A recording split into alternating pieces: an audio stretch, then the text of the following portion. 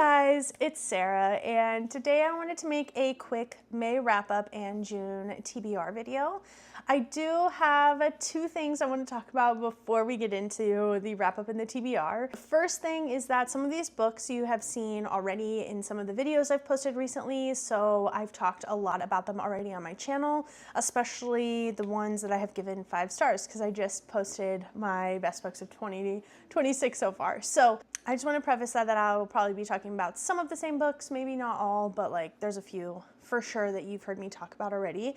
And then the other thing I wanted to say is that TBRs are my enemy.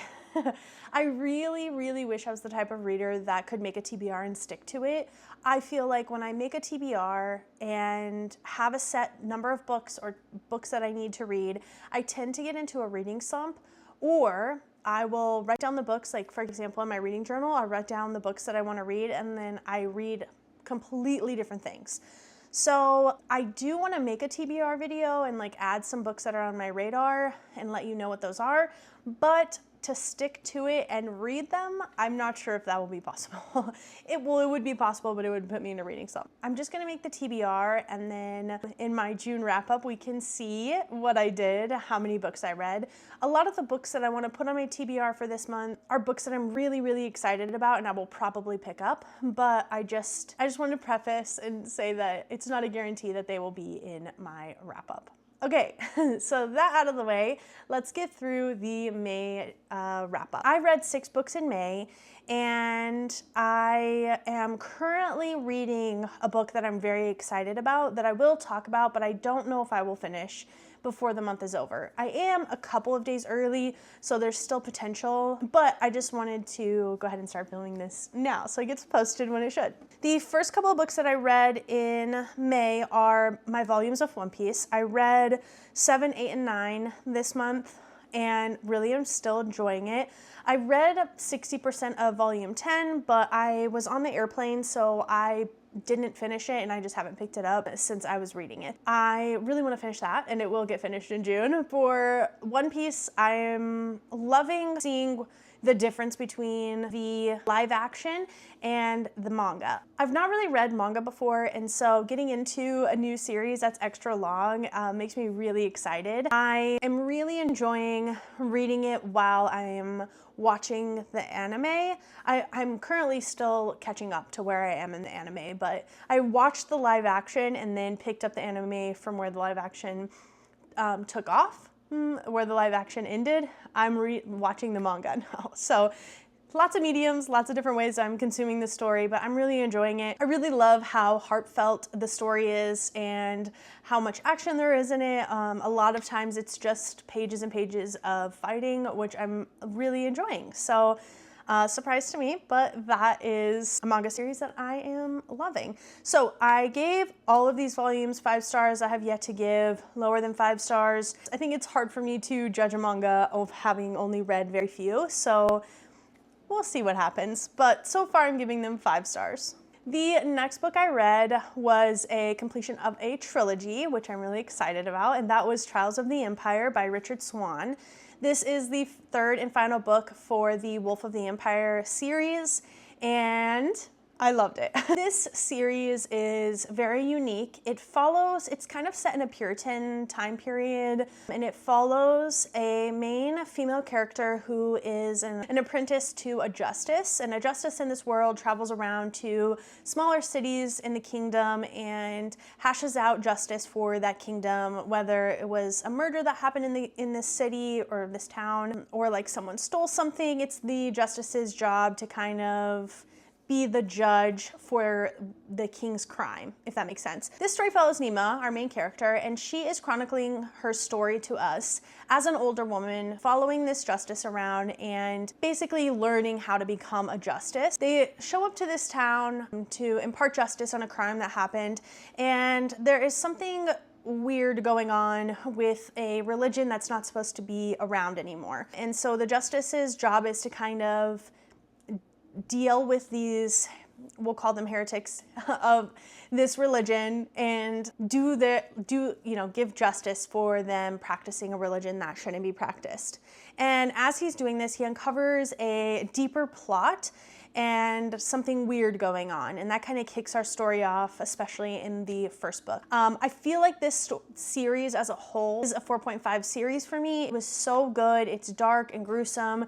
There's some necromancy going on. The way the justices can make sure that they're hearing the victims is by like bringing them back to life kind of, or like using necromancy magic to understand what happened to the victim. And that was really cool to see. And then like the story does get really dark in some places and kind of creepy. I mean, there's definitely creepy parts, especially in this last book. I feel like this last book was the creepiest one.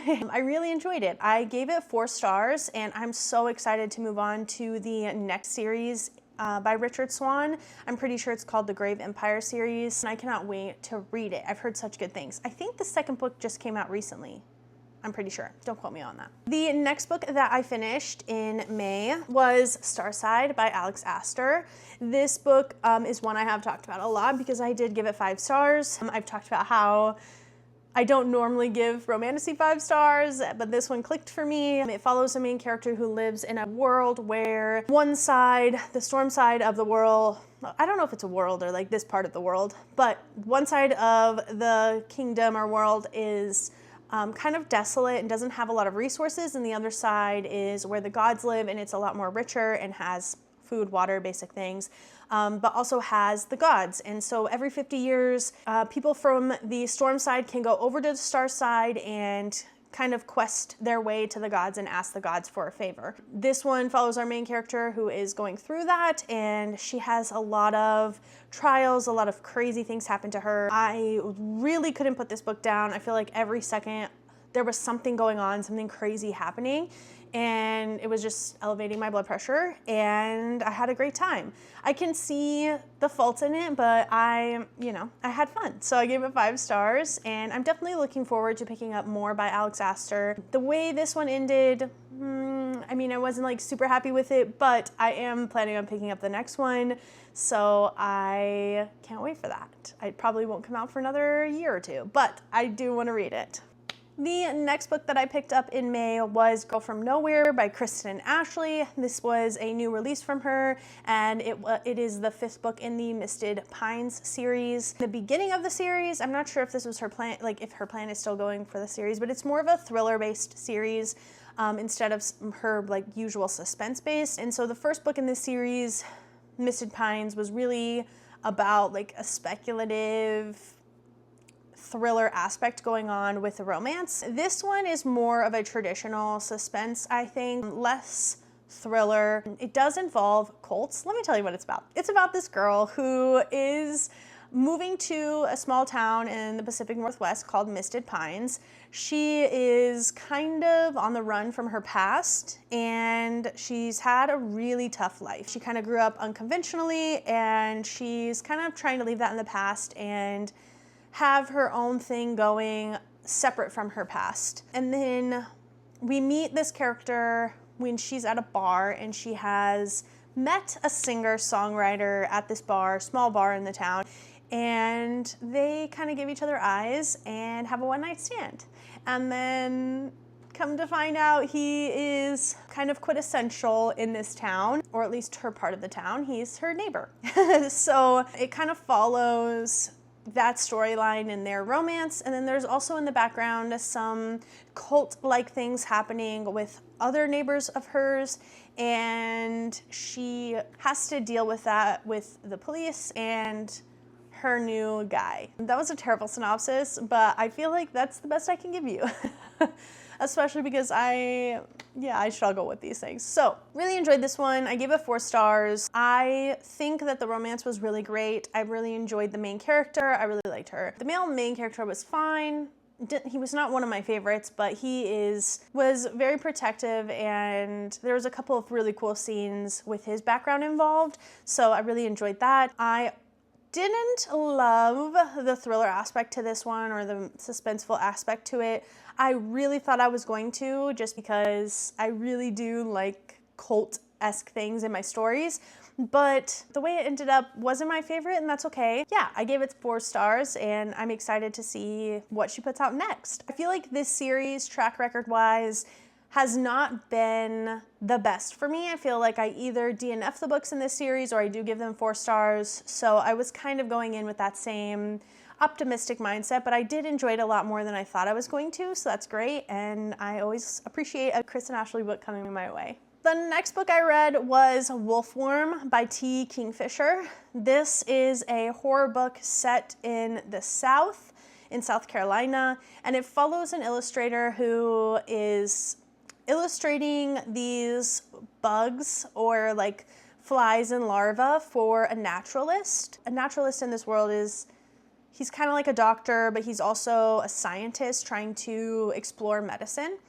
And so she's basically illustrating his work for him. The like horror aspect to this, it has something to do with the forest and the forest having creepy things inside of it, and she's being warned all the time not to go into the forest. And yeah, it follows her journey getting newly employed with this naturalist and becoming his illustrator.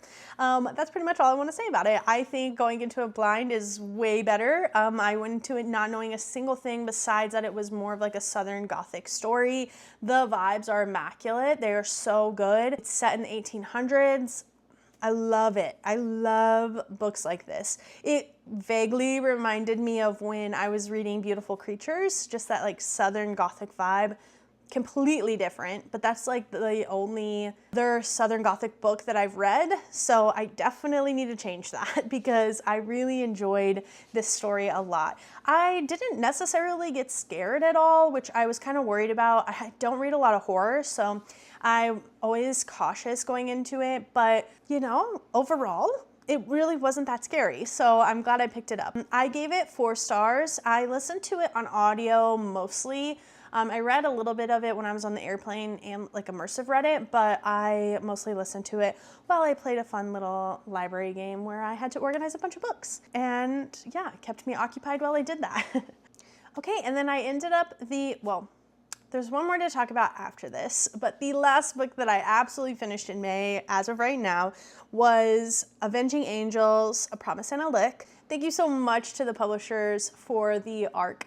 This is book 5 in the Avenging Angels series by Chris and Ashley. This series is kind of a continuation of the Rock Chick series. If you really liked the Rock Chick series, you will probably love this as well. This series spins off from some of the younger characters from Rock Chick, and so there's a lot of overlap between that series and this series. It does take place in Phoenix, not Denver, so that's kind of cool. We're exploring a new city, but there's a lot of similarities, which is great because that's a great series. This one follows Luna and Nox, and they kind of have a tumultuous relationship. We've seen it in the background of all the books so far. We've seen them fight and not really get along for most of this series so far. So their story was really intriguing to me and I was excited to dig into it. I feel like the first half was such a 5-star read for me. I loved it. The second half kind of fell off a little bit for me. I got a little bored with the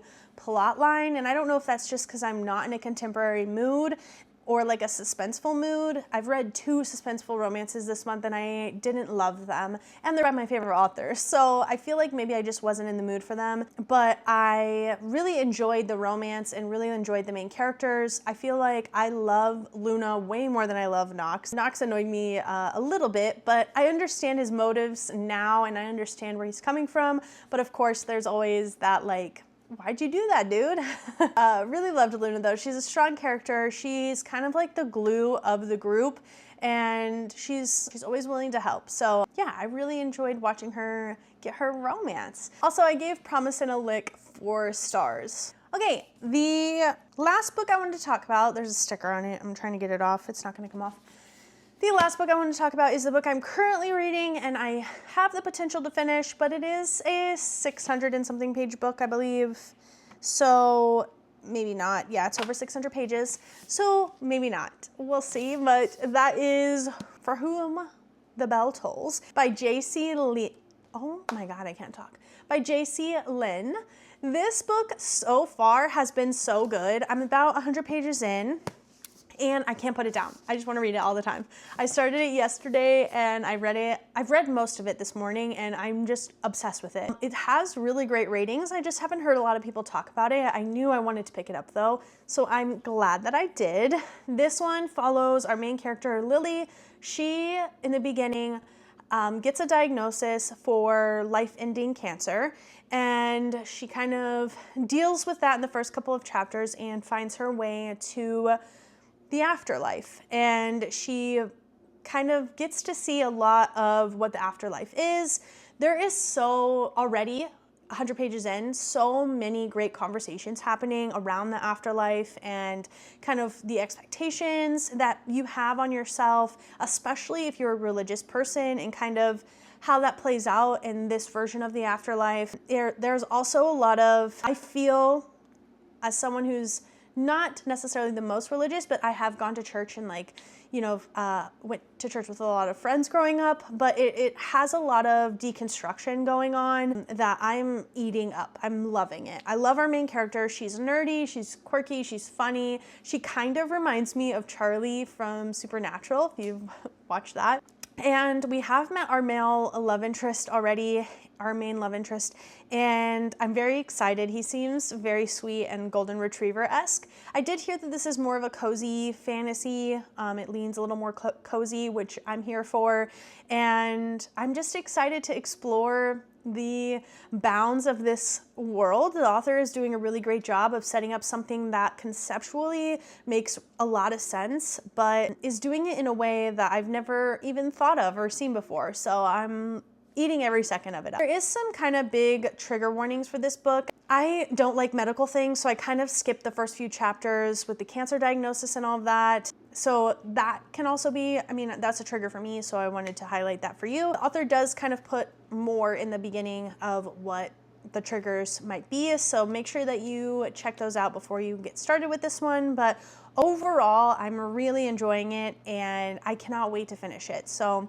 I will let you know in my June wrap up how it went. So let's talk about my tentative reading plans for June. We'll see. My June is travel free.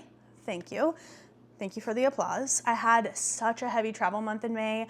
It was crazy. I need a break. But there are some crazy things happening. I am going to be moving sometime in June, hopefully sooner rather than later, but that just is a process. My brother's buying a house and I'm moving into the basement of that house. So we'll see when that happens. And then I also have a friend visiting in the beginning of June. So that may affect my reading a little, but overall, my June should be a little more freeing to read. So let's go over some of the books I'm mostly interested in picking up this month. First off is it's time for the next Realm of the Elderlings book. This one is the next book in, well, first book in a trilogy, but the next book I need to read in reading order. This is Fool's Errand. This goes back to the Six Duchies, back to Fitz, and follows him. This is the Tawny Man trilogy. I'm so excited for this. I've heard that this is some people's favorite trilogy or second favorite if they don't pick the last trilogy as their favorite. So it's been kind of 15 years, I think, or a 15-year gap since the Assassin's Quest, and I'm so excited to get back into it. I cannot wait. I'm really excited. I'm also excited to listen to the audiobook because I think it's a different audiobook narrator. I could be wrong. It's been a while since I've read the Assassin's Apprentice trilogy. The next book that I'm thinking about reading or picking up or want to pick up is Weaving Shaw by Heba Al-Wasti. This one is a Gothic academia book, I believe. I don't know anything about it and I kind of want to go into it blind just because it's a Fairy Loot book and I want to start reading my Fairy Loot books to see if I really enjoy the books in the subscription. So I really want to go into this one blind and see what it's all about. I think that there is a romance in this one though. Oh, and it does look like there might be some necromancy. So I am, or like ghosts or seeing the dead or something, I don't know. But I am excited for this one and I want to pick it up in June. Okay, I've got 2 books from Jen Lyons that I have the audiobooks from the library, so I thought I would throw them on the TBR just because I might pick them up soon. And that is, the first one is The Sky on Fire by Jen Lyons. I'm pretty sure this is a standalone adult fantasy series that centers dragons. I don't really know much about this one either. It also sounds up my alley, and I really enjoyed the first 2 books of the Chorus of Dragons series, so I'm excited to give this one a try. I'm gonna read the tagline because actually it sounds kind of amazing. It says, soar into this daring standalone fantasy heist adventure full of conniving dragons, lightning banter, and high-stakes intrigue from the acclaimed author of the Chorus of Dragons series. So I'm excited. The next Jen Lyons book I have is Green and Deadly Things. This one was part of the Broken Binding subscription, so I have that copy. And this one is also necromancy, undead stuff. The tagline for this one says, an addictive, wildly original epic fantasy of necromancy and magical intrigue from Jen Lyons, the author of Sky on Fire. So I am really excited about this one. I think it has botanical horror in it, I'm pretty sure, but I do have the audiobook out for it, so I want to get to it ASAP. And then last but not least, for my June TBR, I want to pick up When the Moon Hatched by Sarah A. Parker. This one is so far, okay, so I've read like 100 pages of this book a long time ago and put it down just because I wasn't in a fantasy romance mood and I really want to get back to it. So I kind of think I know what the trope is going to be in this one, but I am excited to read it nonetheless. Not my favorite trope, maybe you can't tell, but I'm excited to read it. I've heard nothing but great things, and I know the sequel just came out and people are loving it, so I want to give it a shot, and I'm just in the mood for these types of books, so I want to eat them up while I can, you know? So yeah, this tagline for this one says, When the Moon Hatched is a fast-paced fantasy romance featuring an immersive, vibrant world with mysterious creatures, a unique magic system, and a love that blazes through the ages. So I'm excited. It's another chunky fantasy book, so we'll see. It is also, well, it's less than 600 pages, so maybe when I'm done with From Whom the Bell Tolls, if it doesn't put me in a reading slip, I can get to that one. Yeah, and then I'll also probably just read a few volumes of One Piece here or there, just depending on my mood. But overall, those are the books that I'm planning on picking up in June. Please let me know down below what are some of the books that you plan to pick up in June. And I will see you guys in the next one. Thank you so much for watching. I hope you enjoyed, and to read more books. Bye.